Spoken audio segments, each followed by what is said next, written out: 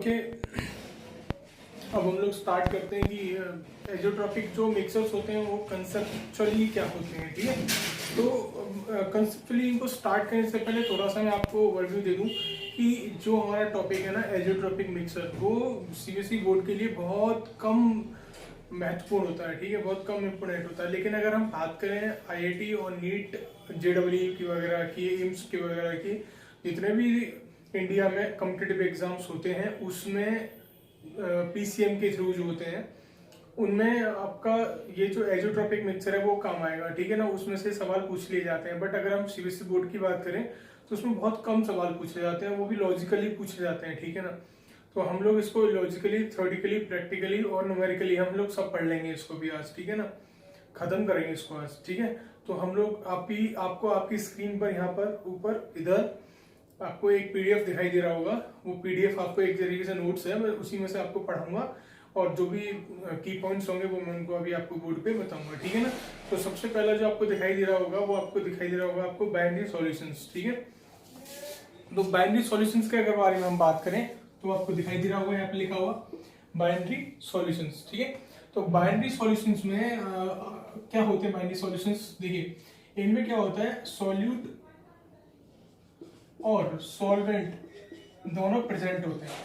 Solute और solvent हमारे दोनों प्रेजेंट होते हैं इसके अंदर। ठीक है, अब इसमें की पॉइंट क्या है? की पॉइंट इसमें यह है कि जो आपने सॉल्यूट लिया हुआ है,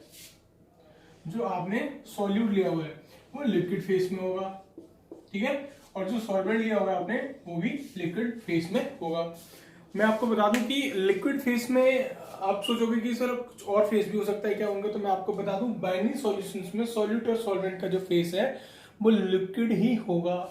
ठीक है, आप सॉलिड नहीं ले सकते, आप गैस नहीं ले सकते किसी का भी। ठीक है ना, दोनों में से, बट आपको हमेशा क्या लेना पड़ेगा, लिक्विड ही लेना पड़ेगा। ठीक है ना, ये इसका की पॉइंट है। ठीक है, बाइनरी सॉल्यूशंस का। ठीक है, और दूसरी बात क्या है, आपको पीडीएफ में आपको दिखाई दे रहा होगा कि दूसरा जो पॉइंट है वो हमारा है फिक्स कंपोजिशंस का। ठीक है, तो जो दूसरा पॉइंट है हमारा फिक्स कंपोजिशन का मतलब ये होता है कि जो सॉल्यूट और सॉल्वेंट आपने लिए होंगे वो एक फिक्स कंपोजिशन में हमेशा लेंगे आप। ठीक है, आप ये नहीं है कि अपने मन से कुछ भी अमाउंट आप ले सकते हो, आपको राइट नहीं है। ठीक है ना, इस चीज का you have to take concentrations with fix compositions, right. जैसे मैं आपको एक एग्जांपल बता देता हूँ उसका। जैसे अगर मेरे को किसी बच्चे ने बोला सर इथेनॉल लेना है, ठीक है, और हमको क्या लेना है, वाटर लेना है। इथेनॉल लेना है और हमको वाटर लेना है। मैंने कहा बिल्कुल ठीक है, इथेनॉल प्लस वाटर बिल्कुल ठीक है। तो हम इसमें इसका जो रहता है रेशियो वो रहता है 95% हमारा इथेनॉल रहता है और हमारा 5% इसमें वाटर रहता है। ठीक है, ये इसका रेशियो है।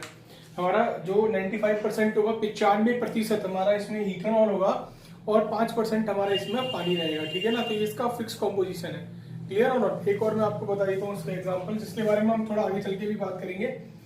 HNO3 प्लस वाटर, ये हमारा इसमें 65% होता है और बाकी जो 68% होता है हमारा ये। और कितना बचा हमारा, 100 माइनस कर लेंगे 68, है ना, 32% हमारा वाटर रहता है यहाँ पे। ठीक है, तो 68% हमारा HNO3 होता है और हमारा 32% हमारा यहाँ पे रिमेनिंग वाटर हो जाता है। ठीक है ना, तो यहाँ पे कुछ फिक्स कंपोजिशंस है, हमेशा आप ऐसे लेंगे। आप अपने मन के नहीं लेंगे कि आपने कितना परसेंटेज का ले लिया, उससे उतना भी अपने मन से ले लिया, ऐसा कुछ भी नहीं होगा। फिक्स कंपोजिशंस रहता है। ठीक है कि नहीं? अगला जो हमारा इसमें जो टॉपिक है आप देख सकते हो ऊपर पीडीएफ में, हमारा अगला है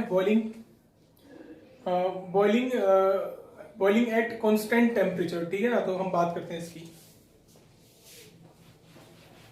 बॉइलिंग एट कांस्टेंट टेम्परेचर में क्या होगा कि सॉल्यूट और सॉल्वेंट को आपस में मिलाने पर जो बाइनरी सॉल्यूशन तैयार होगा, वो बाइनरी सॉल्यूशंस को हम लोग बॉइल करेंगे एट कांस्टेंट टेम्परेचर पे। ठीक है, कांस्टेंट टेम्परेचर पे इनको क्या किया जाएगा, गर्म किया जाएगा। इसकी बात अभी थोड़ी देर बाद बात करेंगे। ठीक है, फिलहाल में हम लोग अगले टॉपिक पे बढ़ते हैं। तो बॉइल एट कांस्टेंट टेम्परेचर के बाद हमारा जो नेक्स्ट टॉपिक है, और वो टॉपिक हमारा है कि fractional distillation is not possible. तो गाइस मैं आपको बता दूं this topic is very important. Fractional distillation is not possible in azeotropic mixer. Why? ठीक है ना, तो इसके बारे में हम लोग अभी देखेंगे। ठीक है, fractional distillation is not possible. Fractional distillation is not possible, ये हमारा है, इसको हमें पढ़ना है। Fractional distillation is not possible. मैं आपको बता दूं ऐसा क्यों होता है, ठीक है। ये देखिए, जैसे आपने को पता है कि आपने एक बीकर लिया हुआ है, ठीक है, ध्यान से समझिएगा इसको। आपने एक बीकर लिया हुआ है, उस बीकर में यहाँ पर आपने सॉल्यूट और सॉल्वेंट को डाला, यहाँ पर लिख देता हूं, सॉल्यूट प्लस सॉल्वेंट को आपने यहाँ पर मिलाया, ठीक है। अब यहाँ पर जो मॉलिक्यूल्स होंगे वो लिक्विड फॉर्म में होंगे, क्योंकि मैं आपको बता चुका हूं कि दोनों हमेशा लिक्विड फॉर्म में ही आपको लेने हैं, लिक्विड फॉर्म, ठीक है, लेना है, लिक्विड फेस कह सकते हो आप, लिक्विड फेस में आपको ये दोनों लेने हैं।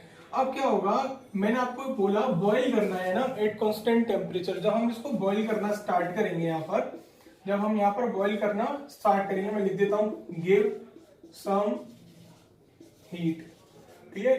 जब हम इसको बॉईल करना स्टार्ट करेंगे तो यहाँ पर क्या होगा, कुछ मॉलिक्यूल्स ऊपर इकट्ठे हो जाएंगे जिनको हम लोग बोलते हैं वेपर फेस, ठीक है। क्या बोलते हैं इनको, वेपर फेस बोलते हैं, ठीक है ना। तो ये जो हमारे पास मॉलिक्यूल है वो लिक्विड फॉर्म, लिक्विड फेस में है, और ये वाले जो मॉलिक्यूल है हमारे वो वेपर फेस में है, ठीक है ना।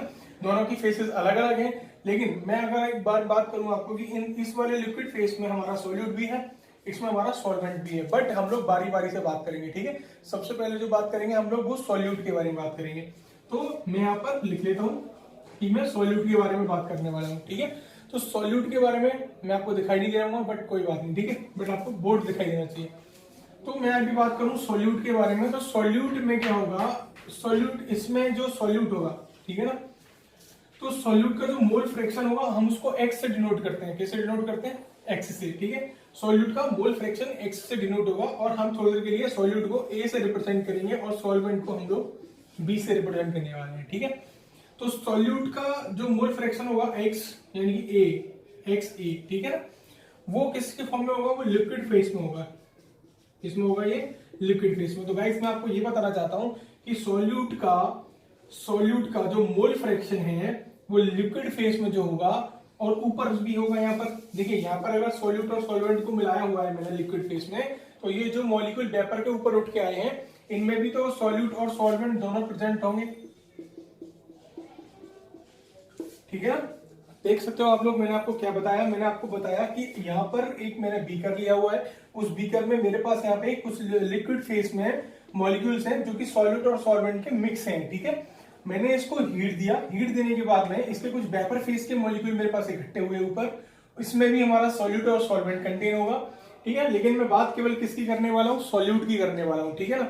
तो सॉल्यूट की अगर मैं बात करूं तो मेरे पास सॉल्यूट का जो मोल फ्रैक्शन होगा वो लिक्विड फेस में है, नीचे है ना, ऊपर किस में होगा, वेपर फेस में होगा।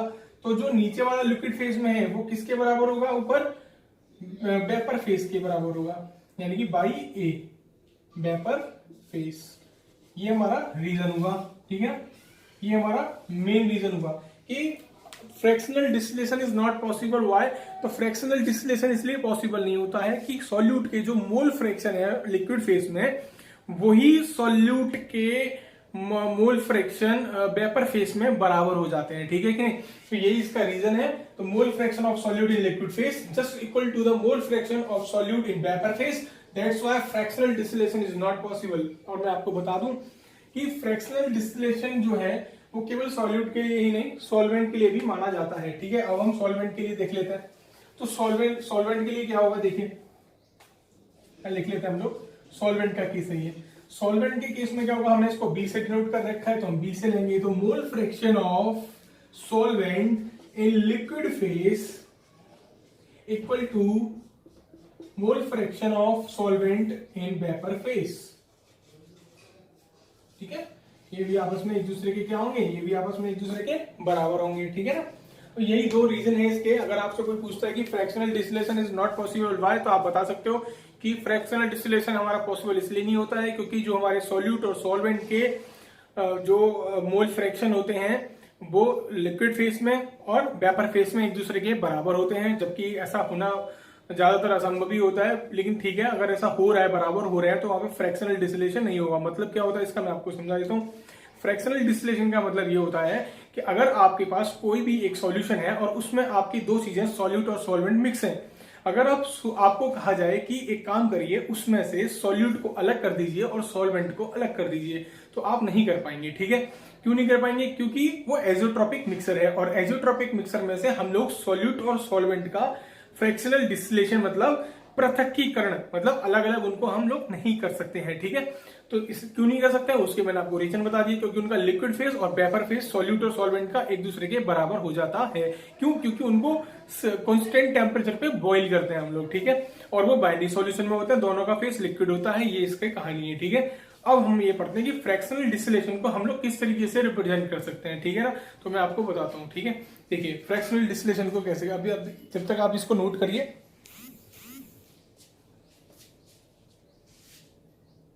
Okay, now we are discussing about the fractional distillation, right. तो फ्रैक्शनल डिस्टिलेशन के बारे में अभी हम लोग बात करते हैं। ठीक है, तो हम लोग इसके बारे में थोड़ा सा जान लेते हैं। आप लोग बोर्ड पे देखते रहना ध्यान से। ठीक है, मैं क्या बताने वाला हूँ।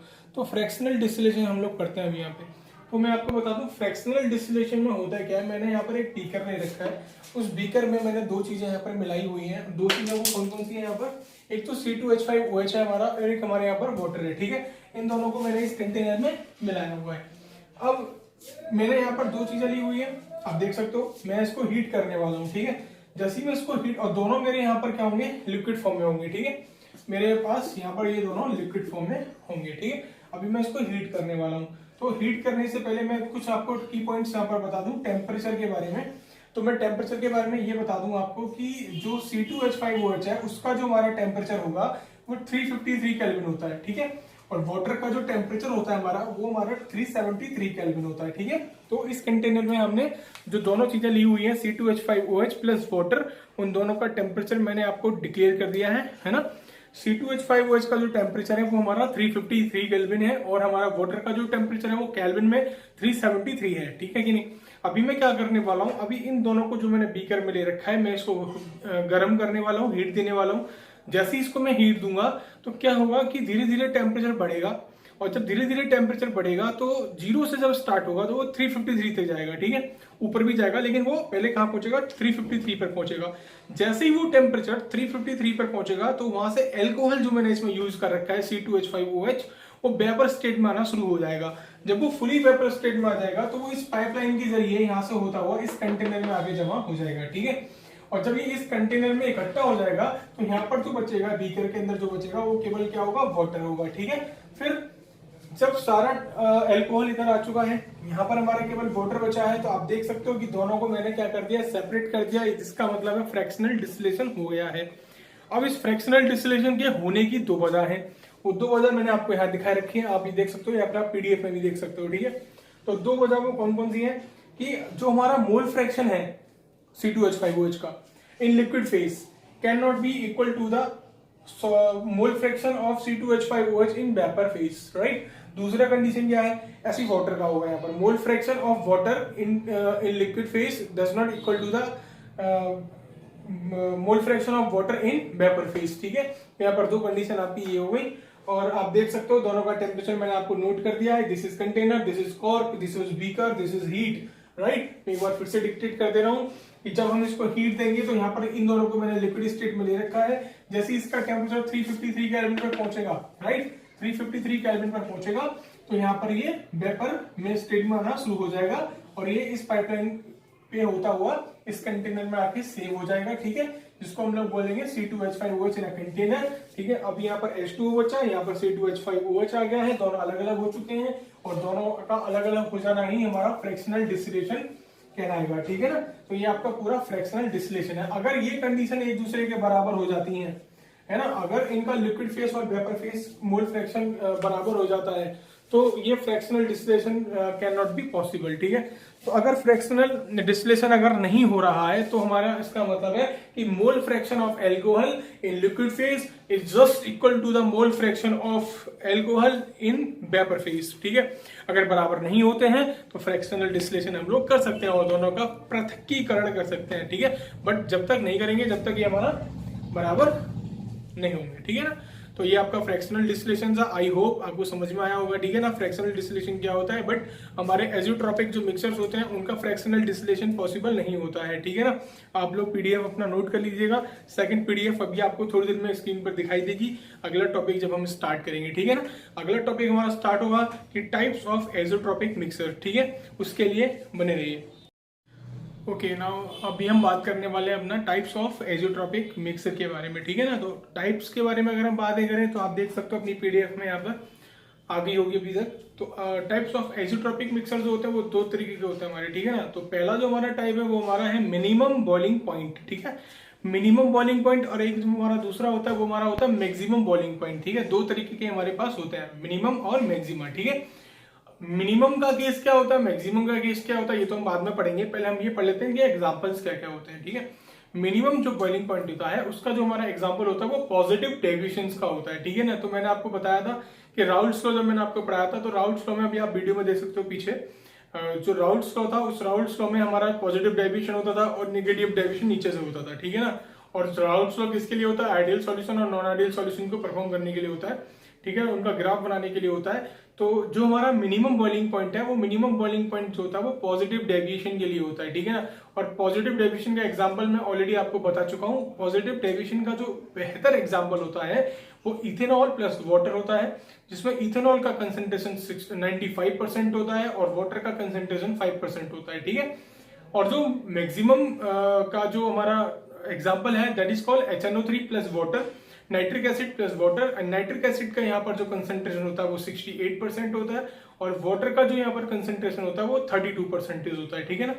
अभी इसको बारे में हम लोग आगे देखते हैं, है ना। वो नेगेटिव डेविएशन का एग्जांपल है, ठीक है। HNO3 जो मैक्सिमम में होगा वो हमारा नेगेटिव डेविएशन का होगा, ठीक है, जो हमारे राउल्ट्स लॉ में नीचे से निकलता था, ठीक है कि नहीं।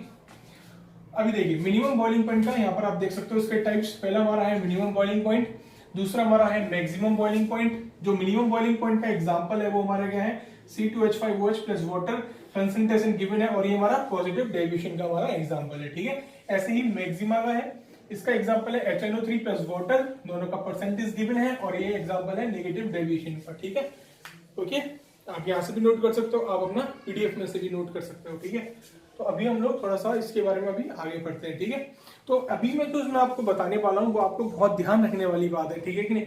अभी मैं आपको ये बताऊंगा ये कैसे मैक्सिमम पे पहुंचता है और ये कैसे मिनिमा पे पहुंचता है, लेकिन मैं आपको बता दूं जो ग्राफ मैं अभी आपको पढ़ाने वाला हूँ इट इज वेरी कॉम्प्लिकेटेड, ठीक है। अगर आपने इसको ध्यान से नहीं समझा तो आपका बिल्कुल बेकार हो जाएगा, ठीक है। इसलिए कीप वॉचिंग एंड आप टेक केयर ऑन द, आपको कंसंट्रेशन आपको बढ़ा के रखना है अपना, ठीक है, इस ग्राफ पे, ठीक है। ओके, देखते हैं आगे। ओके, तो अभी हम लोग पढ़ने वाले हैं पहला केस, ठीक है। तो पहला केस का क्या नाम है हमारा, यहाँ पर हमारा पहले केस का नाम मैंने लिख रखा है मिनिमा केस, ठीक है। तो हम लोग इस पहले पढ़ेंगे मिनिमम के लिए पढ़ेंगे, ठीक है। किसके लिए पढ़ने वाले हैं हम लोग, पहले मिनिमम केस के लिए पढ़ेंगे, ठीक है। तो अभी ध्यान से समझना, मैंने यहाँ पर अभी दो आपको बीकर टाइप जो आपको लग रहा होगा ये ग्राफ है, ठीक है ना। मैंने आपको दो ग्राफ यहाँ पर बनाए हुए हैं। आपको एक ध्यान रखना है कि इस ग्राफ के अंदर एक बहुत ज्यादा जो जरूरी बात याद रखने वाली है वो ये है, इस ग्राफ में आपको ये बिल्कुल इसके ठीक नीचे ही लेना पड़ेगा, ठीक है ना। इसका जो लाइन है ये वाला उसके ठीक नीचे ही ये दोनों लाइनें लेनी पड़ेंगी आपको, ठीक है ना। ओके, ये दोनों लाइनें आपको ठीक नीचे एक दूसरे के लेनी पड़ेंगी, ठीक है। अभी मैं क्या बताने वाला हूँ वो ध्यान से सुनना है, ठीक है। जो ऊपर वाला है वो राउल्ट्स लॉ का है, नीचे वाला जो है वो हमारा टेम्परेचर के अकॉर्डिंग है, ठीक है ना। तो this is related to the Raoult's law, ठीक है। और ये हमारे किससे है, ये हमारा टेम्परेचर से रिलेटेड है, ठीक है। अभी हम पढ़ने वाले हैं कि टेम्परेचर कैसे चेंज होता है, ठीक है ना, एजोट्रॉपिक मिक्सर में बॉइलिंग पॉइंट किस तरीके से ऊपर और नीचे घटता है, ठीक है। तो अभी हम लोग राउल्ट लॉ की बात करने जा रहे हैं। राउल्ट लॉ में हमने क्या पढ़ा है, राउल्ट लॉ में हमने ये पढ़ा हुआ है इस तरीके से, ठीक है। राउल्ट लॉ का ये हमारा टोटल प्रेशर है यहाँ पे पीटी, जिसको हम लोग बोलते हैं, ओके, इसको हम लोग क्या बोलते हैं, पीटी बोलते हैं, ठीक है। राउल्ट लॉ में क्या बोलते हैं, इसको पीटी बोलते हैं, टोटल प्रेशर। अभी हमें पता है कि हम लोग पहला केस कर रहे हैं मिनिमम का, तो हमें पता है कि वो पॉजिटिव डेविएशन के लिए होगा। किसके लिए होगा, पॉजिटिव डेविएशन के लिए होगा। ओके, तो ये हमारा यहाँ पर जो है वो टोटल प्रेशर है, ठीक है, ये नहीं, ये हमारा टोटल प्रेशर है जैसा आपने राउल्ट लॉ में देखा था, ठीक है। अब हमें पता है कि हम लोग पॉजिटिव डेविएशन के लिए कर रहे हैं, तो हम लोग क्या करने वाले हैं, पॉजिटिव डेविएशन का ग्राफ ड्रॉ करने वाले हैं, ठीक है। तो ये हमारा क्या हो गया, पॉजिटिव डेविएशन का ग्राफ हो गया, पॉजिटिव डेविएशन जो हमारा ऊपर से निकलता है, ठीक है। This is positive deviation, okay. अभी हम क्या करने वाले हैं, अभी आप देखने वाले हो कि मैंने यहाँ पर दोनों साइड में राउल्ट लॉ की तरह क्या लिख रखा है, यहाँ पर मैंने लिख रखा है कि मोल फ्रैक्शन ऑफ वाटर यहाँ पर 0 है, मोल फ्रैक्शन ऑफ वाटर यहाँ पर 1 है, यहाँ पर मोल फ्रैक्शन ऑफ इथेनॉल 1 है, यहाँ पर मोल फ्रैक्शन ऑफ इथेनॉल क्या है, 0। ठीक है। अभी देखो मैं आपको एक बात बता दूं, सबसे पहले यहाँ से शुरू करने से पहले बहुत जरूरी बात जो यहाँ पर बताने वाली ये है कि बहुत ध्यान से समझना इसको, ठीक है, क्योंकि यहाँ पर बहुत चीजें समझने वाली हैं। अगर आपको एक बार में समझ में आ गया ना तो आप खेल जाओगे फिर बढ़िया, ठीक है कि नहीं। देखो यहाँ पर ध्यान है इस चीज का, यहाँ पर वाटर का जो मोल फ्रैक्शन है वो यहाँ पर 0 है, ठीक है। यहाँ पर वाटर का मोल फ्रैक्शन क्या है 1, यानी कि वाटर का मोल फ्रैक्शन ऐसे बढ़ रहा है ना, यानी कि हॉरिजॉन्टली बढ़ रहा है, ठीक है। मोल फ्रैक्शन यहाँ पर जो वाटर का 0 है, यहाँ पर वाटर का मोल फ्रैक्शन बने वो इस तरीके से बढ़ रहा है, मैंने आपको एरो की तरह यहाँ पर समझा रखा है, ठीक है। यहाँ पर घट रहा है किसका मोल फ्रैक्शन ऑफ एल्कोहल, यहाँ पर इथेनॉल का जो मोल फ्रैक्शन है वो लगातार घटता जा रहा है, ठीक है। वो किसकी तरफ पहुंच गया 0 की तरफ पहुंच गया, ठीक है। लेकिन अभी जो मैंने केस लिया था वो केस क्या था, C2H5OH प्लस वाटर, और ये 95% था हमारा, और दिस इज कॉल्ड 5%, ठीक है। ओके अभी क्या है, हमको यहाँ पर एल्कोहल 95% लेना है, ठीक है, 95% लेना है। तो आपको पता है कि एल्कोहल का सबसे ज्यादा परसेंटेज किधर की तरफ होगा वो आपको पता है, ठीक है। एल्कोहल का जो सबसे ज्यादा परसेंटेज होगा वो हमारा इधर ज्यादा है, इधर कम है ना, मोल फ्रैक्शन इधर कम है। लेकिन वाटर का आप देख सकते हो यहाँ पर वाटर का कितना है 0, वाटर हमको कितना कंटेन करना है 5% कंटेन करना है, ठीक है। वाटर देखिए यहाँ पर कितना कंटेन करना है हमको 5% करना है, तो वाटर का यहाँ पर कितना है 0, 0 से हम किधर की तरफ बढ़ेंगे 1 की तरफ, तो बढ़ता चला जाएगा ना, तो हम धीरे धीरे पहुंचेंगे। तो हम माना कि हम यहाँ पर पहुंच गए, ठीक है, इस वाले पॉइंट पे आपको दिखाई दे रहा होगा, इस वाले पॉइंट पे हम लोग पहुंच गए, और ये 5% हो चुका है वाटर यहाँ पे, ठीक है। तो हमने इसको कुछ इस तरीके से मेजर कर दिया इसकी लाइन को, ठीक है। इसको पॉजिटिव डेविएशन से हमने इसको मैच किया इस तरीके से, बिल्कुल सीधा नहीं आया बट आप सीधा बनाएंगे, ठीक है। तो ये हमारा 5% हो गया यहाँ पर वाटर, और ये 95% हमारा यहाँ पर क्या हो गया एल्कोहल हो गया, ठीक है। तो आप देख सकते हो कि 0 से हम लोग चले, यहाँ पे 0 से वाटर हमारा कितना मोल फ्रैक्शन 0, 0 से हम लोग चले 5% तक, आगे जाएंगे तो 1 तक हो जाएगा, पूरा 100% हो जाएगा वो। 5% हमारा यहाँ पर वाटर हो गया, मैं यहाँ पे नोट कर देता हूँ, 5% वाटर है, 95% C2H5OH है ये हमारा, ठीक है कि नहीं। अभी आप देख सकते हो यहाँ पे, ठीक है। अभी ये हमारा पहला कर्व हो गया, ठीक है। अभी हम दूसरे की बात करते हैं जो हमारे टेम्परेचर से रिलेटेड करता है, ठीक है। टेम्परेचर से आप देख सकते हो कि हमारा जो वर्टिकल है वो टेम्परेचर है, और हमारा हॉरिजॉन्टल यहाँ पर क्या है मोल फ्रैक्शन है, ठीक है ना। अभी हम यहाँ पर बात करने वाले हैं कि क्या होने वाला है, ठीक है। तो भाई एक बात बताओ, यहाँ पर जो मैंने आपको टेम्परेचर से रिलेटेड बात बताई थी, तो मैंने आपको ये भी बताया था कि अगर हम टेम्परेचर के बारे में बात करें तो टेम्परेचर ऑफ C2H5OH कितना था 353 केल्विन, और टेम्परेचर ऑफ वाटर कितना था 373 केल्विन, ठीक है। ये दोनों आपको पता ही है पहले से, ठीक है ना, 353 केल्विन और 373 केल्विन, ओके। तो मैं क्या करता हूँ, मैं यहाँ पर एक वाटर इधर की साइड में मैंने वाटर ले रखा है ना, तो आप देख सकते हो ये वाटर है ना, इधर भी ये सेम है, ठीक है ना, ये सेम लिखोगे आप नीचे यहाँ पर भी, ठीक है ना, यहाँ पर भी आप सेम लिखोगे। तो मैंने वाटर का कुछ टेम्परेचर इस तरीके से 373 केल्विन यहाँ पर ले रखा है, ठीक है, ओके। और मैंने इधर की साइड में ये जो हमारा एल्कोहल है C2H5OH उसका टेम्परेचर मैंने कुछ इसी यहाँ पर होगा 373, तो इससे थोड़ा सा नीचे होगा यहाँ पर 353 केल्विन यहाँ पर थोड़ा सा नीचे होगा, ठीक है कि नहीं। ये ऊंचा है नीचे क्यों, क्योंकि ये ज्यादा ये कम है, ठीक है कि नहीं। अभी हम क्या करने वाले हैं कि अभी हम यहाँ पे थोड़ा सा टेम्परेचर को डिनोट करेंगे, तो इस वाले पॉइंट को हम थोड़ा सा नीचे लेके आएंगे, सेम एज इट इज, ठीक है। इसको हम थोड़ा सा नीचे लेके आए, ठीक है भाई।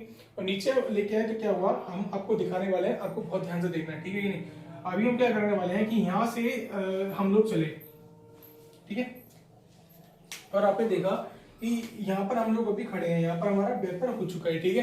बट अभी आप देखिए यहाँ पर हम लोग क्या कर रहे हैं, पानी यहाँ पर कितना है 0, यहाँ पर पानी का मोल फ्रैक्शन कितना है 1, तो यहाँ पर हम पानी को लगातार बढ़ाते जा रहे हैं, ठीक है कि नहीं। अभी पानी का मोल फ्रैक्शन यहाँ पर कितना है 0, यहाँ पर कितना हो चुका है 5% मिला चुके हैं, अभी हमारा 100% करना हमारा बाकी है। तो पानी को लगातार मिलाना, पानी को लगातार मिलाने का मतलब हो गया आप उसको डाइल्यूट बनाते जा रहे हो, उसका टेम्परेचर घटाते जा रहे हो, राइट। अब वाटर का मोल फ्रैक्शन बढ़ाने का मतलब हो गया, वाटर का जो मोल फ्रैक्शन आप लोग 0 से बढ़ाते जा रहे हो 100% की तरफ, तो पानी को मिलाना, किसी भी चीज का टेम्परेचर को गिराना, समझ में आया। पानी ठंडा गर्म पानी है, बहुत ज्यादा गर्म पानी है, उसमें हमने ठंडा मिला दिया, उसका टेम्परेचर कम कर दिया, ठीक है नहीं। तो आपने क्या किया, इसका 353 पर जैसे ही आपने इसमें पानी मिलाओगे तो इसकी जो कंसेंट्रेशन होगी वो कम हो जाएगी, डाइल्यूट हो जाएगा, तो इसका टेम्परेचर कुछ गिरने लगेगा, और जैसे कुछ टेम्परेचर गिरेगा, ठीक है। अब जो पानी बढ़ रहा है तो पानी का टेम्परेचर कितना हो जाएगा 373, और ये कहां तक बॉइल होगा 373 तक बॉइल होगा, इस तरीके से, ठीक है। तो फाइनल हमारा जो टेम्परेचर मिला वो यहाँ मिला। तो इसको अगर हम देखें वर्टिकल एक्सिस पे तो ये हमको कितना मिलेगा, ये हमको इस लाइन पे कम से कम मिलेगा 351 केल्विन समथिंग, ठीक है। कितना मिलेगा 351 1 केल्विन करीब हमको ये मिल जाएगा, इतना ये गिरेगा। ठीक है, तो आप लोग देख सकते हो कि इस पॉइंट पे ये क्या था, इस पॉइंट पे जो हमारा ये वाला जो पीक पॉइंट होगा, हमारा पीक पॉइंट, पीपी मतलब पीक पॉइंट। ठीक है, ये पीक पॉइंट ही हमारे यहाँ पर शो करेगा किसको, एजियोट्रॉपिक मिक्सर को। ठीक है, एजियोट्रॉपिक मिक्सर को शो करेगा। ठीक है, ये वाला जो पीक पॉइंट है हमारा, ये पीक पॉइंट हमारा क्या करेगा, ये क्या रहा है, ये एजियोट्रॉपिक मिक्सर होगा दोनों को मिलाने के बाद में। किस किस को मिलाने के बाद में, C2H5OH और वाटर को मिलाने के बाद में इस पीक पॉइंट पे क्या होगा, हमको एजियोट्रॉपिक मिक्सर मिल जाएगा। और जो इस पे फाइनल एजियोट्रॉपिक मिक्सर मिलेगा उसका जो फाइनल टेम्परेचर होगा वो 351 केल्विन होगा, क्योंकि पानी बनाने पर उसकी कंसेंट्रेशन को आपने कम किया हुआ है। ठीक है ना, ध्यान से समझ में आया आपको। ठीक है, एक बार मैं इसको फिर से आपको समझा देता हूँ। ठीक है, इसमें हुआ क्या है, इसमें बेसिकली हमने क्या किया था कि हमने यहाँ से पानी को मिलाना शुरू किया। यहाँ से जब हम पानी को मिलाना शुरू करेंगे तो हम उसको डाइल्यूट करने की कोशिश कर रहे हैं। ठीक है, तो उसका टेम्परेचर यहाँ पे थोड़ा सा गिरेगा और फिर वापस से उठेगा। ठीक है ना, तो जो गिरा टेम्परेचर को हमने नोट कर लिया 351 केल्विन, और जो हमारा फाइनल एजियोट्रॉपिक मिक्सर यहाँ पर होगा उसका जो फाइनल टेम्परेचर होगा वो 351 केल्विन होगा। ठीक है कि नहीं।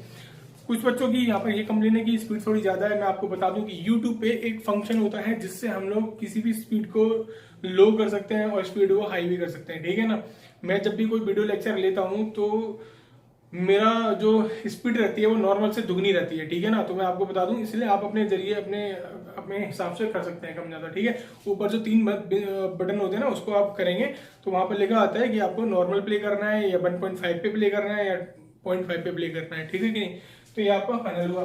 ठीक है, ये हमारा मिनिमम का केस था। अभी हम मैक्सिमम का केस देखने वाले हैं। ठीक है, ओके, तो अभी हमारा अगला केस है मैक्सिमम, जिसको हम लोग बोलते हैं नेगेटिव डेरिवेशन का केस। ठीक है, तो आप लोग इसमें क्या देख रहे हो, आप लोग इसमें देख रहे हो मैंने वैसे ही पहले की तरह 1-2 बीकर यहाँ पर मैंने बनाए हुए हैं। ठीक है ना, यहाँ पर 2 आपको दिखाई दे रहा है बीकर, मतलब ग्राफ टाइप का आपको कुछ दिखाई दे रहा है। ठीक है कि नहीं। और मैं आपको बता दूं इसमें होने वाले क्या है, मैं आपको बता दिया। यहाँ पर मैंने ये पहले बता दिया था आपको कि वर्टिकल में हमारा प्रेशर होगा और ये हमारा मोल फ्रैक्शन होगा। ठीक है ना, तो हम चेक कर लेते हैं, ये भी राउंड फ्लो की तरह होगा, तो हम यहाँ पर राउंड फ्लो बना लेते हैं अपना। ये टोटल प्रेशर है PT हियर। ठीक है कि नहीं। अभी आप देख रहे हो कि हमारा यहाँ पर जो मोल फ्रैक्शन ऑफ HNO3 है वो मैंने 1 ले रखा है ना, और जो मोल फ्रैक्शन ऑफ वाटर है वो मैंने यहाँ पर 0 कर रखा है। यहाँ पर भी मोल फ्रैक्शन ऑफ HNO3 0 है और मोल फ्रैक्शन ऑफ वाटर यहाँ पर क्या हो गया 1। इस वाले केस में आपको पता है ये टेम्परेचर होगा, ये हमारा मोल फ्रैक्शन होगा। चेक करते हैं हम लोग। ठीक है, अभी हमने जो एग्जांपल ले रखा है वो HNO3 प्लस वाटर का ले रखा है, जिसमें ये 68% होगा और ये 32% होगा। ठीक है कि नहीं।